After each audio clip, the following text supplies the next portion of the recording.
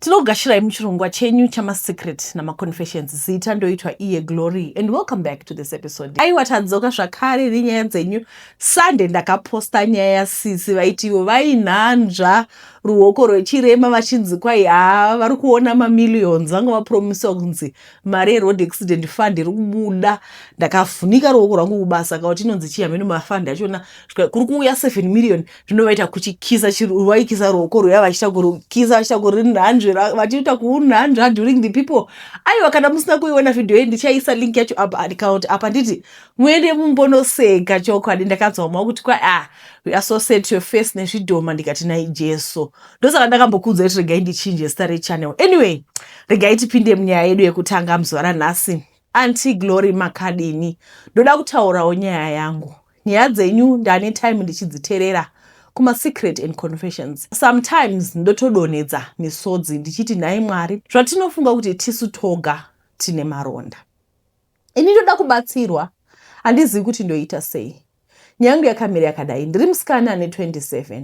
Ndakaberekwa mumhuri mune vana 6 but different fathers. Mama vangu vakazochata nababa ve5th and 6th born vanova vatinoti baba nanasi. Ini kumba kwedu ndinotokuziva, so zita rangu ndichazviti Rudo. Ini ndiri number 4 mumhuri. Ini nesister yangu wandinotevera tina baba 1. So muna 2001 mai nababa separated, but then ndanga ndine 2 years. So amai vakabva vatisiya kuna gogo kuinyanga ende dedi vari vekwa Rusape.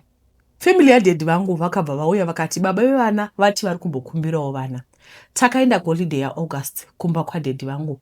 Takarongedzwa makumbeze nehembe dzedu. Tasvika ikoko takagara upenyu hwairwadza. At 3 years ndanga ndakuenda kumombe. Ndaidya chimunya chine salt muriwo musina. Wekuudza painge pasina. Holiday ikapera vanhu vakavhura, asi sister yangu haana kudzokera kuchikoro. Takaramba tiriko, taiudzwa kuti vana vehure nagogo vakabereka vana. Tichikura taiti gogo vanoroya. Ndizvo zvakaita kuti mama nadedi vagoseparata. Vana vagogo vaitoziva kuti mai vavo vanoroya, vakazoshaya zvavo gogo vacho. I still remember pane umwe musi wandakanyura mudhemu. Apa ndine 3 years. From there ndakakura ndiri munhu anotya mvura. Waiti ukanaiwa nemvura wozvitira weti kuti udzirwe. Chero nanhasi ndiri munhu mukuru, so ndinototi ndikanaiwa nemvura ndobva ndanzwa kuda kuzvitira weti nekuti ndanga ndajaira izvozvo. Sister yangu yaiti kamuka yaitsvaka muriwo unenge wasara mupoto ondipa, iye obva adya nesauti. Zvamunoona zvichinza mai vakafa vanoita nherera. Ipapo I don't blame mai nekuti vakanga vasingazivi. Pakazoita munext door akaenda kuHarare akanoudza mama kuti vana vari kutambura. Takagara ikoko kwegore nehafu. Zvakakonzera kuti ndikure ndisina moyo nababa hama dzavo. Amai vakazobva kuHarare vakauya kumusha, so vakasvika pamba pasina munhu. Vaiziva kwataifudzira mombe, saka vakauya ikoko. So tiri kumombe kuya, sister yangu ikabva yati Rudo ona mama vauya. So semwana ndaiti sisi vari kunyepa. Pandakasumudza musoro ndiona mama, takafara tikatanga kuchema. Vakabva vatuma umwe murume kuti anosheedza vana gogo. Vadzoka paya mama vakatukana nasekuru zviya zvekuti nditezvara vakaisa pasaidi. Mai vangu vakabva vati ndipe hembe dzevana vangu. Takadzokera kuinyanga tisina hembe, even makumbezi edu. Izvezvi ndakazochata. Ndakushandisa seneme murume wangu, asi ndakakura ndishandisa yamai vangu nekuti baba vakatadza kutitoresa mabirth.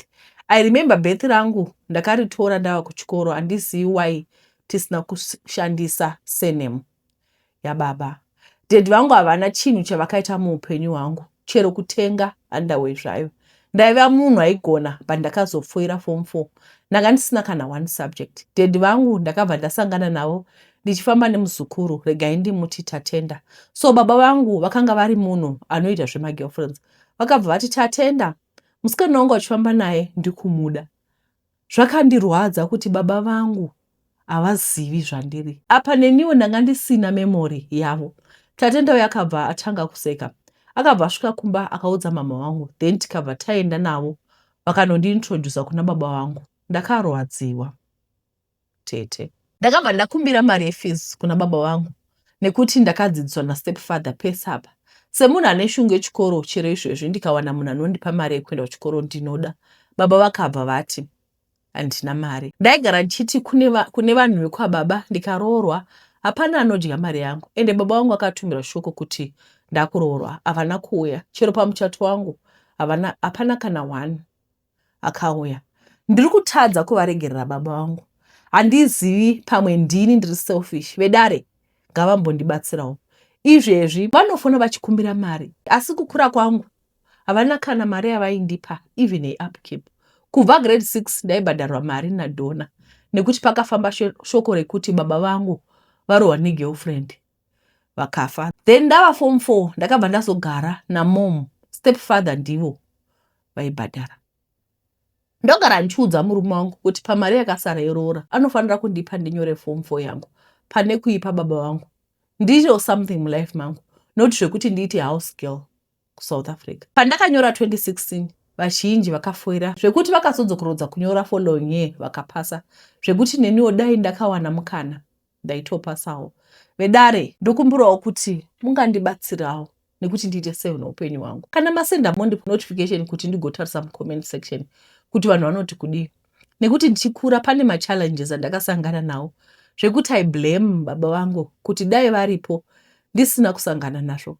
Chero pakaitika zvinhu zvakaita sei kumba kwedu handina moyo nazvo. Chero pakashaya gogo wangu pakaitwa manyaradzo. Vamwe vaichema handina kana. Pakanzi bvisai mari dzekuendesa kuguva. Ndakavaudza kuti handina mari ndikazova padhola. Vedare ndokumbirawo kuti mungandibatsirewo. Yaperera pano ndichauya nepart 2. Kune vabereki vari absent muupenyu hwevana vavo. Imagine kuti munhu anonzi nhasi ari kuroorwa. Uchiexpectawo kuona baba vako havauyi, baba vako is not interested, baba vako is not in the picture. Handitika zvinhu zvinorwadza seapa unenge uchifunga kuti vagonawo. Togara. Baba vaya vazopera manje, sepeli lamandla omuntu. Vapera simba vachagone kushanda, votanga kuti vakukumbira mari kumwana. Kuzorangira kuti gara zviya ndine mwana wangu uri John. Vabereki vedu vane short memory, vanokangama kuti vakatishungurudza tichikura. Ndinoziva kuti message iyi inobata vakawanda. Vazhinji vana ma-absent fathers. And do you know the impact that it has pama-girl children? Even pavana vakomana chaivo. Kushayikwa kwababa mulife yemwana. Pane vazhinji vanoti ndinonyanya kukomenta, regai ndikomende panyaya because this is affecting our society. Hanzi mukaenda kumajere, vanhu 90% vanhu vari mumajere vakaparadza mhosva. They are children who are coming from dysfunctional families. Families isina rudo. Munoziva here kuti mwana anodei. Regai ndikuudze boss neno ndaimbova mwana. Chinoda mwana, it's just your availability as a parent. Kungovako kwako. Just being there. Kwete kuti tiri kuda zvinhu zvinodhura kana kuti chii, but kuti zvikanzi kuchikoro kuri kudiwa chakati, ratidza shungu. Kana mari isipo mwana anonyatsoona kuti vedu veka baba vangu havana mari, but shungu vanadzo. Vangani vazhinji venyu vane vabereki vana nababa izvezvizvi vari kuhwa kuti kuno kuxenophobia iri kutsviriridza kudai. Muri kuona mamachi ari kuita vanhu vari kuuraya vari kudii. Vangani ndoda kuti musumudze maoko vana baba vakabvunza kuti mwana wangu uri right here kuSouth Africa ikoko. Sezvo kwane zviri kuitika. Sumudzai maoko mose vakabvunzwa nevana baba vavo. Kazhinji vanhu vari kumba chavanongoda imari kubva kuvana vavo. Kubva kwatiri, nobody cares about our well-being, which is something chinotsemura moyo. Haidi, pane zvaataura zvakawanda, and I think inini I'm one of those children who can relate to a lot of things that she said, but nasi regai tisaenda iko kwanditi. Alright, regai tipinde munyaya inotevera. Munofara here? Nyaya yangu inondirwadza chero nanhasi. Ndiri mukadzi ane 45 years. Ndine mwana umwe chete. I am a single mom. Ndakakura ndisina vabereki. Baba handivazivi, asi mai vakashayika ndiri mudiki. Ndakasara nagogo, mai vamama. Ndinovatenda gogo vangu nekuti vakandichengeta. Hapana chandaishaya kusvika ndapedza kunyora form 4. Ndakapasa form 4 zvakanaka. Pandaisada kuramba ndichipa gogo mutoro. Ndikabva ndatsvaka basa ndikariwana remushopu. Ndakashanda kwe2 years. Vakomana vaiuya vachindida, but most of them ndaisavada. Then pakazouya mumwe mukomana, so it was love at first sight. But I didn't show him kuti ndoti mufara. It took me a month kuti ndimubvume. Hanti you know zvaiitwa kudhara. We started dating paya and we got married. Hama dzake dzakanditambira zvakanaka. Amai vake chero nanhasi vanondida, vakandigamuchira zvakanaka. Zvandaisafungira, ndaingonzwa zvichinzi vana vamweni vanonetsa, havadi varoora, but ini handina kuzviona zvesezvo. Vakabva vatoita amai vangu, sezvo amai vangu vainge vakashaya. Ndakagara nemurume wangu paya muHarare, zvinhu zvese zvakatanga zvichinakidza. Taiwirirana kuita kunge mukomana nemusikana, isu tava mudzimai nemurume. Taidana tete achikurumidza kudzoka kumba. Ndakabva ndaita mwana wangu mukomana, ndipo pakatanga kuchinja zvinhu. Murume anga akunonoka kudzoka kumba. Ukati umubvunze ndairohwa. Ukabata foni waiwana mamessage from magirlfriend ake, ukabvunza zvairovesa futi. Saka ndakanga ndava munhu anogara achitya kurohwa, so ndainyarara hangu chero akaita zvakadii.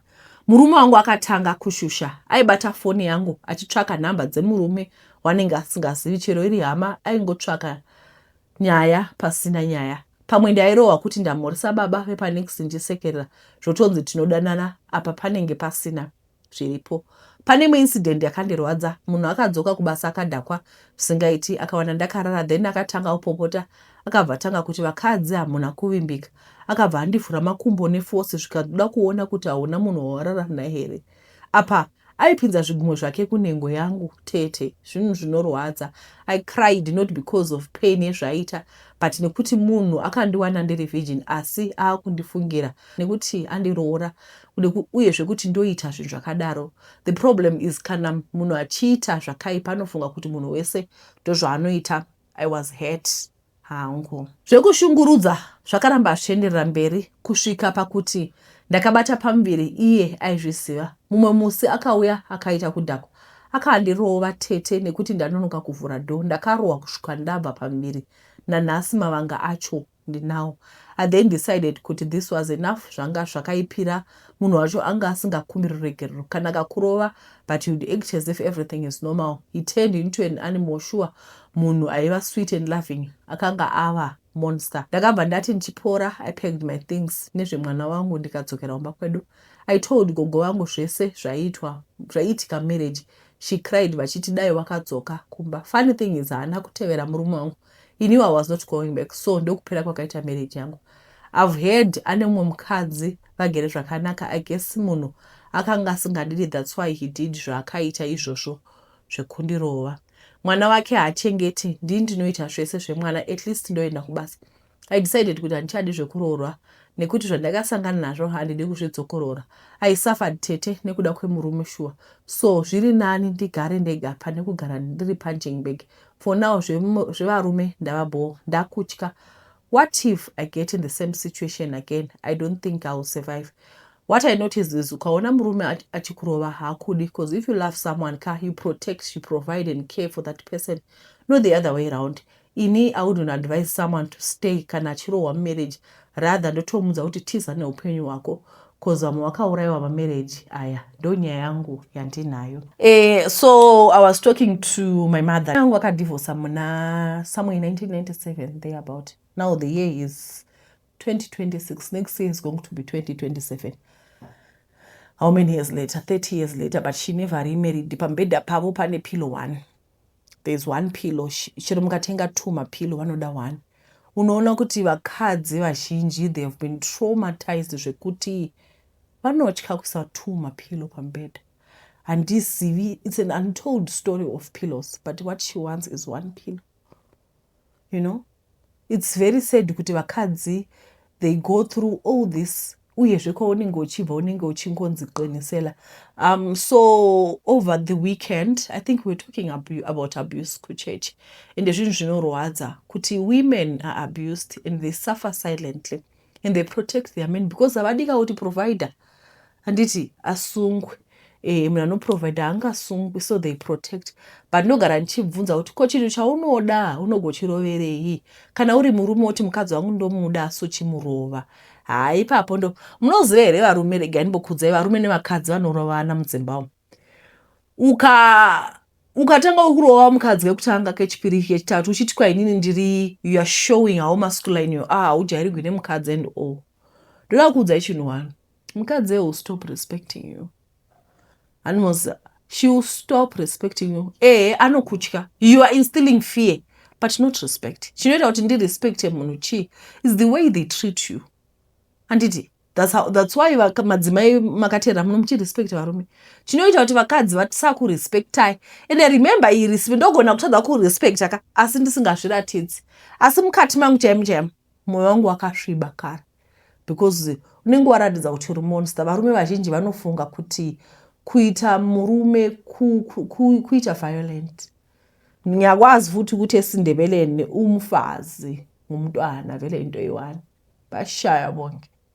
But orete tipinde minyedu inotera makhadi henyu vatete ndinoreururawo kuenda kung'anga ndichiti ndinotsvaka mushonga wekupfuma kwava kunza zvinetsi izvi mari inowanikwa asi ndaifanira kuita chinhu chimwe chete ndaifanira kusangana pabonde nebenzi. Hazvinei nekuti benzi rechirume kana rechikadzi chainge chakakosha kusangana nebenzi. Amuonere kuti ng'anga iyi yaiva yandiomesera sepenzura yedofo. Benzi ndairiwanepi, ndairinhongepi, ndaizobudirira sei kuti rinditrust nekuti benzi ragara ibenzi rinongopengereka nesango. Asi nhamo vatete dzimweni dzenguva inokuita kuti uite zvinhu zvausingadi, zvausina umbobvira wafungira kuti uchaita mukati meupenyu hwako.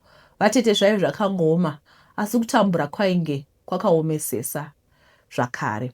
Ndakatanga kuita surveying yangu ndichitsvaka kunogara mapenzi kwaanotambira.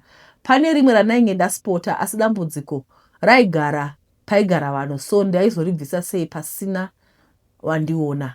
Kana dai ndaizoonekwa nevanhu ndaiti ndoindepi nebenzi revanhu naimi zvigonzi baba veapo ndavaona vachikwekweredzana nebenzi. Unosvoderepi? Dai vakati chigunduro chaiva nani waigona kuti hama yako. Manje chisiri unoti unoindepi? Ndakaita gadza zvivindi kusiri kufa kwaive kupi. Zvakangofanana ndakazoriwana rimwe raigara kumadhii after a long struggle. Rirume raigara rega. Asi the first thing was to get benzi iri to trust me.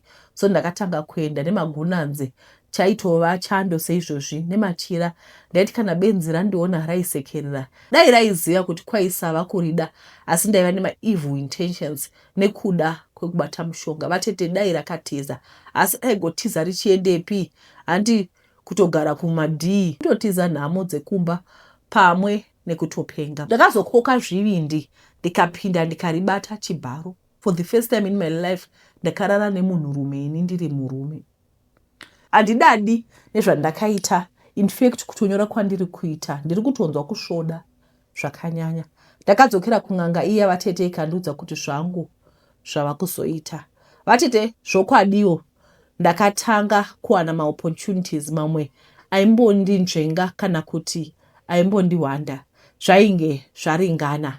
Handina kukangamwa benzi rangu. Ndaiti ndikawana zvakanaka senge zvekupfeka ndainosiya chero chikafu.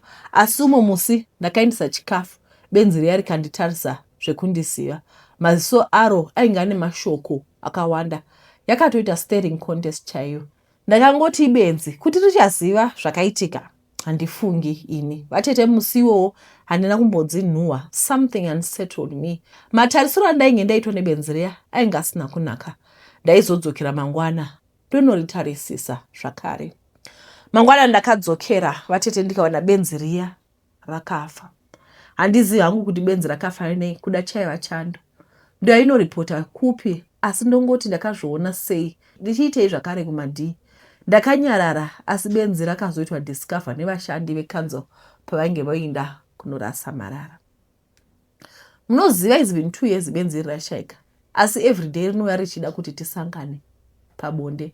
Ndinoita bonde nechipoko chebenzi. Vatete, and as a result handina mwana, handina mudzimai. Vatete matables have turned. Vatete ndini ndawa kubatwa chibharo. Ndakaenda kung'anga vakati benzi rakafa rine chigumbu. Plus raisafanira kuona chiso changu. Ndingadai ndakavhara chiso changu. Naye vatete vanoda kuromba regai zvine makuva pasi anokuunzira maproblems zvakare. Munhu ngaadye cheziya zvagara mari inofanirwa kushandirwa. Chokwadi. This is so true and touching. I don't want to lie ndabatikana. Yeah, pakaipa. Ndandingopindura hangu kuti hey, it's so touching. I don't want to lie. Zvimwe zvacho zvamunenge muchiitiswa kunze ndanobata benzi ndaunodai. Like it's things that are out of this world. Ndiwobvumawo kunoitiswa zvinhu zvakadaro wedu wega. Handisi wangu. Unosvika pakuluza your integrity. as a human being kurasa uhunu uchienda kunobata chibharo benzi kumadhii. Moza kuti madhii chii? Kumarara uko ndoko vanoti madhii. Nhasi makuseni tati tichibuda chienda kucrash tichidzika mastep, mwanangu ndobva ati look at that tree that is outside, it's naked. Ndatarisawo matree ane pawindow ndikaona tree haina chii? Haina mashizha, it's naked. I'm going through something in life, you know, and I could relate. When I looked at that tree, I felt the same. Kuti tree zveshuwa yatsva nechando kusvika mashizha adona. I'm sure kwamuri kwese kune miti yatsva yatotanga kutsva, imwe haisati asi imwe yatsva handiti.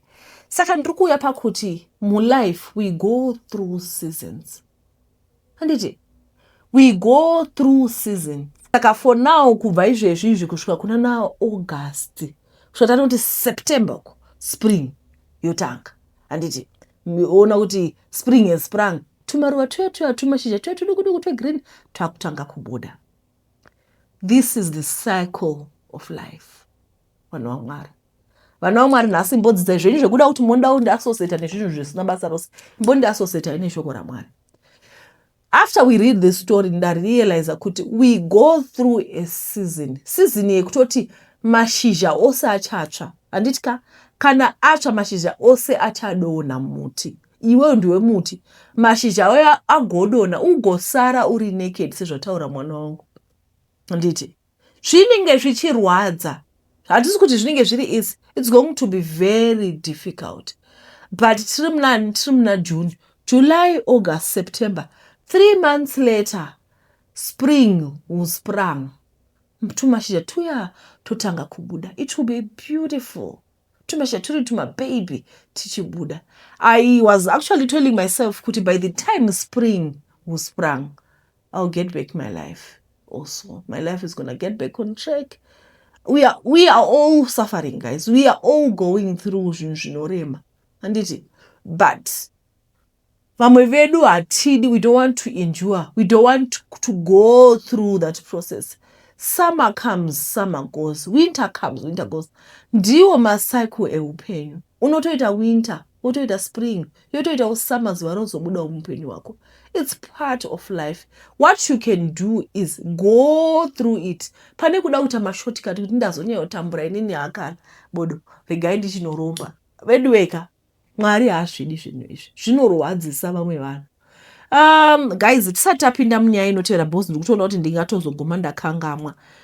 Pane mwana anonzi Frank. Hi, I'm Frank. I'm in Form 2 in Victoria Falls. Can you help me with stationery, satchel, and school fees?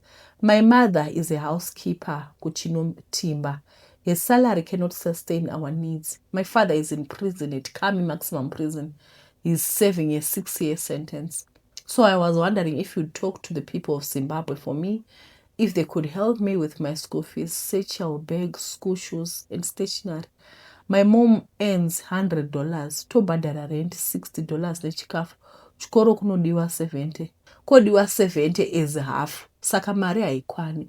Uniform yandaipfeka ndakaipiwa neumwe anganyora form 4 last year. Asi manje yabharuka nesachel neshangu. Vanoda kundibatsira idzi namba dzangu dzeEcocash. Ndiri kunyora ndiri kuVictoria Falls. Saka mwana uyu dhedhi vake vakasungwa hanzi vari kuKami sekuva zvatataura. Atumira picture resheti yaanopfeka, isheti yewhite but ndaona kuti inenge ine badge but yasefeka, then trouser rachona veduwe. Ndaze ndikati nai veduwe mwana oenda kuchikoro akadai. Kona mwana asvika pakunyora kuti mai vangu ndi house help ndokumbirawo mundibatsirawo. Uniform yake trouser rekaki, but I'm going to insert the picture. Murikuona madambukiro arakaita, rakadambuka rikasonwa. Zvino vana vakomana vanobva vasona neshinda rewhite, zvinova izvo zvinorwadza. But anyway, ari kudawo bhutsu, hanzi bhutsu size 7. Ukaona mwana wangu kusvika pakukumbirawo vedu ndibatsirewo muri yeZimbabwe. Saka ndanichikumbirawo kuti if we can assist this boy, anoda satchel rakachipa. I don't know, because I was actually thinking kuti nditenge zvinhu zvikuno kuSouth Africa toisa pabhasi, but logistics zvachona mai. Saka ndiri kufunga kuti maybe tingotumira mari yeEcocash kana akwanisa kutenga then otumira mapicture achona toisa ipo panapa bedway ndakabatikana zveshuwa akanditumira message ndoba ndati it's okay, God will provide. Saka my father left me learning the fees yose all in all i170, but ndine vanhu vakawanda vanenge vachiti tiri kutsvaka mwana wekubhadharira fees yake i170 per term. If you commit to this, God will bless you. Inini at the moment handakudza kuti mashizha emuti akadona pakati ipe asi achazohluma zvawo, achahluma zvino ndakati omegwa mbijana, asi Mwari God is going to work wonders. I should have paid. I'm actually thinking kuti maybe from next year I can start paying his fees because Mari yake number one. I don't want to lie, guys. The truth is last year, and from last year ndaibhadhara, pane vana vandaibhadhara but akazopedza last year, but pane vanyuwani vandiri kubhadharirawo still. Lord yachona inombondi overwhelmawo, but even pachona panenge ndisina mari. Last year I saw the hand of the Lord, even this year, but again ngotaura last year pana ndisitorina mari, nenge ndisitorina mari, asi kana zvikoro zvakuvhugwa vana vanongoenda kuchikoro and vaitoenda kuboarding fees ichitongobhadharwa, unongoona vane mari. God will always make wonders zvokuti ushamisa kuti kumari yacho yabvepi. Saka ndiri kungokuencourage kana pari kuti pane family, because ndogara ndichiona vanhu vanoti vatete tiri kutsvaka mwana wekubatsira, this boy really needs help. Anzi anogona chikoro, saka ngatimubatsireiwo. Sechel, shete white, boots size 7, zvinhu zvisingambodhuri, zvanide sechel. But I'm just thinking of the logistics sekutumira kufika for singadai papane straight bus. Alright, anyway, rega tipinde munyaya inotevera. Vatete zvamunoona varungu vanotobatawo mushonga. Ndaishandira imwe kapu yechirungu vainge vane mari dzavo. Kapu iyi yaiva ichidiki asi vaive vane zvinhu zvavo. Mumba mekapu umu maiva necoffin. Kubva ndichiri mudiki ini nyaya dzevanhu ndakagara ndisinei nadzo. Ndakangoti hameno zvarakachengeterwa kuda, they are planning ahead. Hameno kuti zvinhu zvevarungu hazvizikanwe. Ndakashanda 3 years pabasa apa. Mwana wavo akadozvarwa ndichitoripo. Vaiti kana vachienda kumaholidays ndaienda navo. Ndingangoti muchidimbu ndaiva part of their family. Vatete vana vanchavati Mary naTom vaibva kumhuri dzine mari, saka vaiva nesystem yekuti gore rino vanohosta Christmas kumba kwanhengi, next year voenda kwanhengi.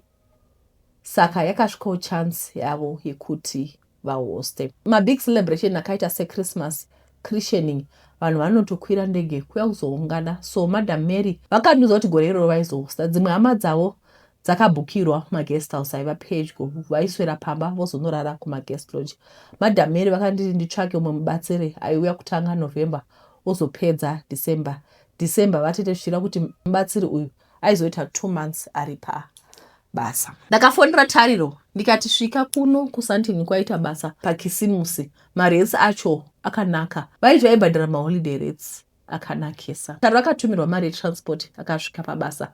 November wese taiswera kukodobora nekunaisa pamba iya yavanoti spring cleaning pachirungu. Takashanda zvakanaka. Umwe musi ndakatumwa naMadam Mary kunotenga mafresh flowers ekuisa mulounge pane umwe florist aiva padhuze. Ndikasiya Tariro achitsvaira. Ndakadzoka Tariro achiti haasi kunyatsoona zvakanaka, ari kuitwa senge ari kuona semadzengerere.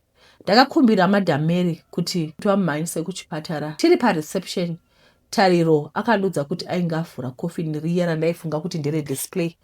Akaona zvaakaona zvikamupfira kumeso. Aikaka ndakabvunza kuti ko mucoffin wainge wovhurirei? Akati aida kuona kuti munei. Hana yangu yakarova nehana, asi mucoffin umu aingotsvakei zvakare. Tariro ndakamusiya muchipatara sezvo ndiri ndainge ndamudana kumusha uye ndichizivana nemhuri yekwavo. Ndakafona kuti Tariro warwara ndokutoisa mari yebhasi kuti vauye. Tariro akagara 2 days muchipatara, akaitwa matest ose, akadzoka ari negative, zvichinzi hapana chiri kuonekwa. Ndakadzoka naTariro ndamupepa ku7th Cottage. Umwe musi pamansion pakaitika shura, coffin rakafuma rakadona, rakaita kubhasika. Sezvo ndiri ndaitanga kumuka kuti ndiite basa, ndaitanga nekuita disalarm kuti asarira. Ndakanosangana nayo chena vatete, isina kana vara, yakachena kunge chando. Ndakaridza Mary kuti Madam Mary nemurume wavo vadzike. Vakangoti vachiona vakati, oh no, this is because of that nosy girl. Aikaka. So Tariro aiziva zvaaitaura. Konyuka yaivaitoziva nezvayo. Yaishandei, yaidyei.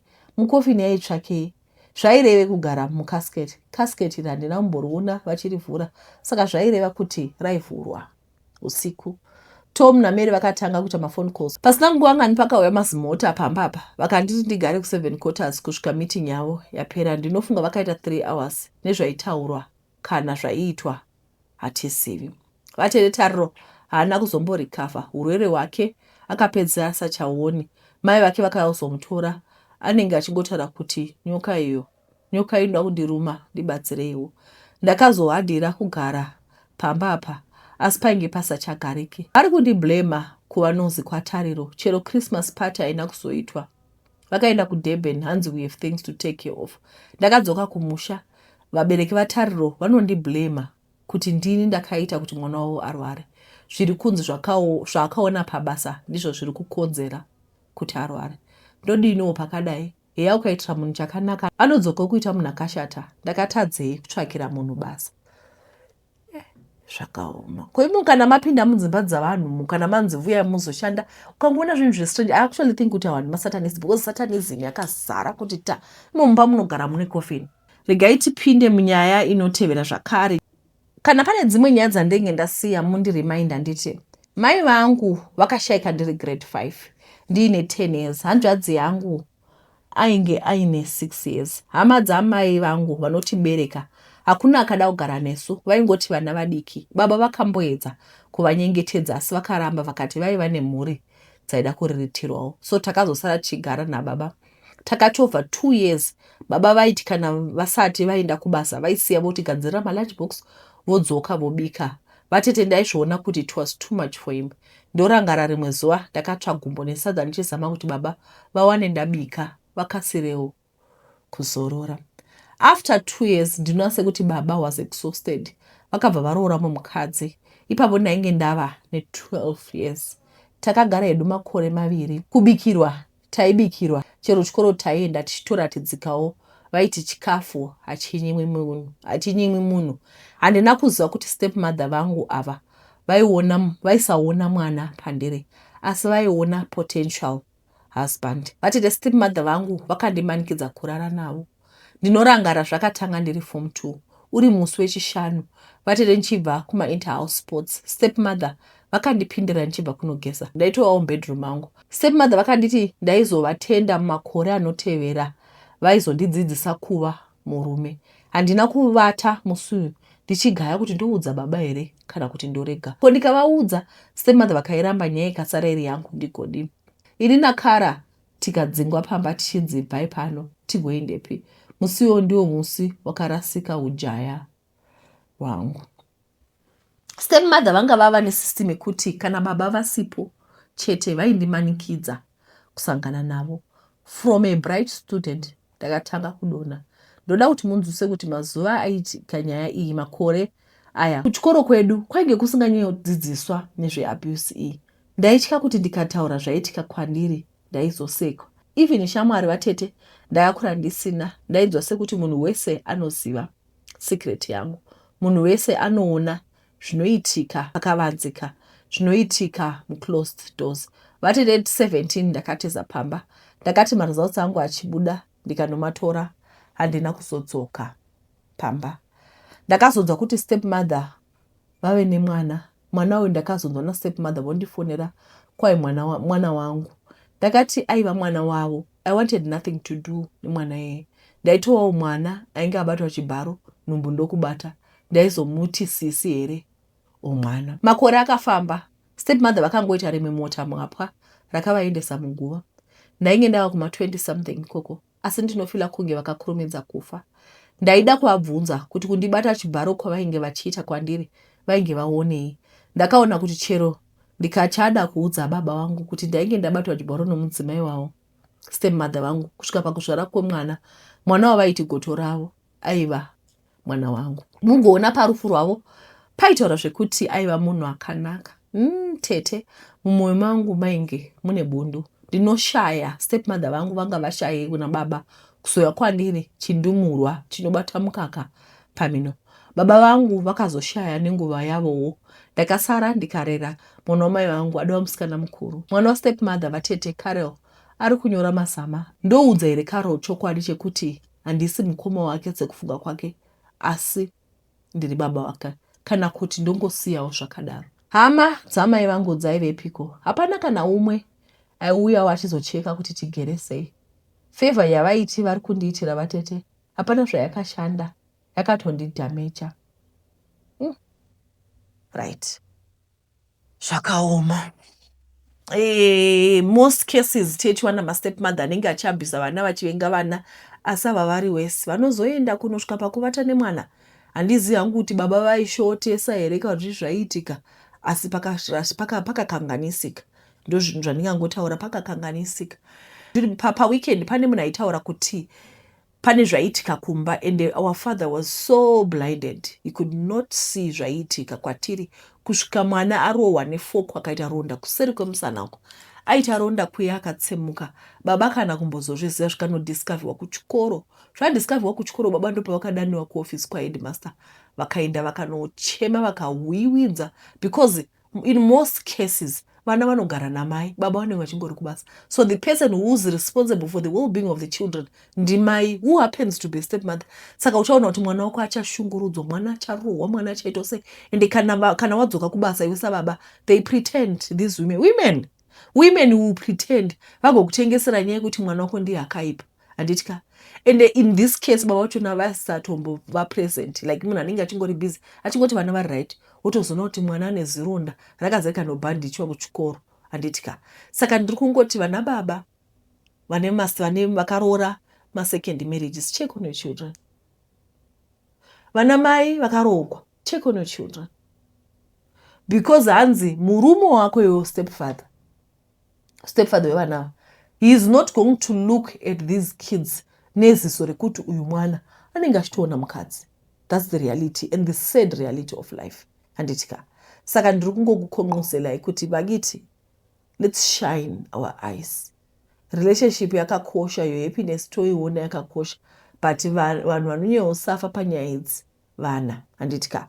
Alright, tisati taenderera mberi regai ndiverenge nyaya iyi. For all your assistance in company registration, FNB account opening, FNB non-resident bank account opening, it's optional, CIPC returns, SARS registration. Call us now on +27 686 822 173. Avanonzi veku Velvet Figures, they're going to help you.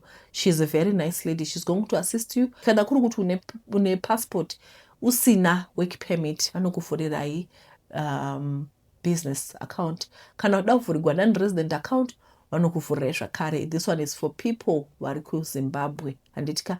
Yeah.